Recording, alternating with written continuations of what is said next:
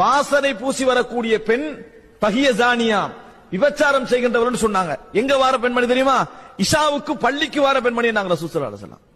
இஷாவுக்கு பள்ளிக்கு வரக்கூடிய பெண்மணி நல்ல பெண்மணியா மோசமான பெண்மணியா? தொழுறதுக்கு வாரா.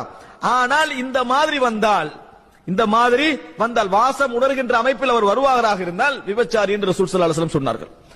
ரசூல் ஸல்லல்லாஹு இந்த வார்த்தை உபயோகிக்கிறாங்க, தண்டனைக்குரிய விபச்சாரி என்று சொல்லல. ஆனா அந்த செயலை இந்த செயலை என்ன செஞ்சாங்க?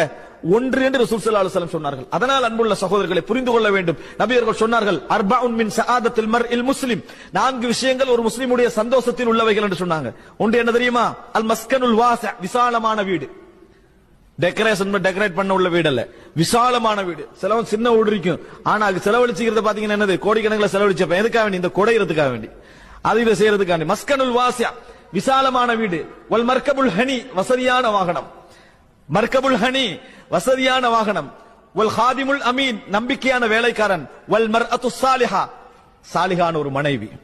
உங்கள் வாழ்க்கையில் கிடைக்கக்கூடிய மிகப்பெரிய சந்தோஷமான ரசூல் ஸல்லல்லாஹு அலைஹி வஸல்லம் சொன்னார்கள், உங்கள் மனைவியிடத்தில் நீங்க நிறைய குறை காணுங்கள் வைங்க, ஒழுக்கத்துல ஒரு குறையும் காணல என்று வைங்க.